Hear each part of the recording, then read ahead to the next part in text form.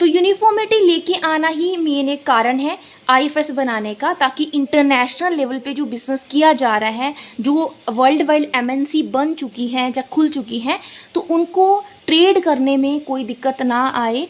Common accounting system होगा, तो जो अकाउंट्स हैं उनका कंपैरिजन करना, उनको अंडरस्टैंड करना ईजी होगा डिफरेंट कंट्री के पीपल के द्वारा। सो अगर मैं टोटल IFRS की बात करूं तो टोटल IFRS 17 है। यहाँ पे एक और क्वेश्चन अराइज होता है, हमने इससे पहले पढ़ा है इंटरनेशनल अकाउंटिंग स्टैंडर्ड्स,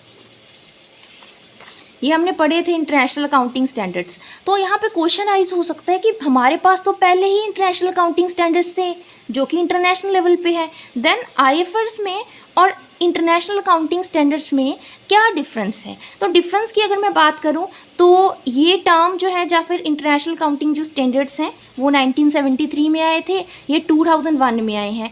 इनफैक्ट जो हमारा इंटरनेशनल अकाउंटिंग स्टैंडर्ड कमेटी है उसको ही रिप्लेस करके या उसको ही इंटरनेशनल अकाउंटिंग स्टैंडर्ड बोर्ड का नाम दिया गया है। अभी जो हमारे अकाउंटिंग स्टैंडर्ड से, इंटरनेशनल अकाउंटिंग स्टैंडर्ड से, उसमें क्या था, उसमें जो अकाउंटिंग स्टैंडर्ड्स बनाए जा रहे थे इंटरनेशनल लेवल पे वो काफ़ी ज़्यादा स्पेसिफिक थे और सारी चीज़ों को कवर नहीं कर रहे थे। पर अगर मैं IFRS की बात करूँ तो ये काफ़ी चीज़ें इसमें कवर हैं, काफ़ी ये ब्रॉड है, काफ़ी ज़्यादा फोकस करते हैं इंटरनेशनलाइजेशन के ऊपर। ये क्या आप क्या बोल सकते हो कि एक एडवांस टर्म है, कोई ज़्यादा बहुत बड़ा डिफरेंस नहीं है, बट यस एक ब्रॉड टर्म भी है और एक एडवांसमेंट है, एक इम्प्रूवमेंट है इंटरनेशनल अकाउंटिंग स्टैंडर्ड्स में।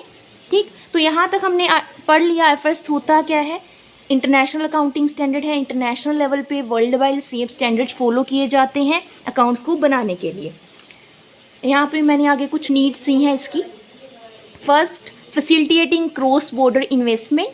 Second, improve transparency and कंपैरेबिलिटी।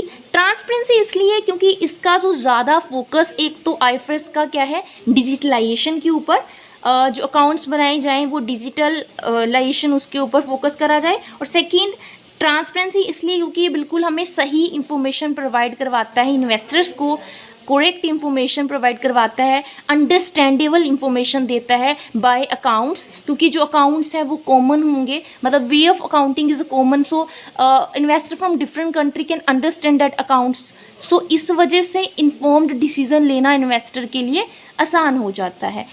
Next, incurs economic growth, क्योंकि जाहिर सी बात है इन्वेस्टमेंट को प्रमोट करता है IFRS। Promote international trade, standardization of financial reporting across the globe. And last, अगर मैं कंक्लूजन की बात करूं तो सबसे पहले हमने क्या पढ़ा है, अकाउंटिंग स्टैंडर्ड। अकाउंटिंग स्टैंडर्ड या फिर मैं इंडियन अकाउंटिंग स्टैंडर्ड अगर बात करूं तो अगर इंडिया की बात करूं तो मैंने आपको बताया है कि मिनिस्ट्री ऑफ कॉर्पोरेट अफेयर के द्वारा ये स्टैंडर्ड्स इशू किए जाते हैं।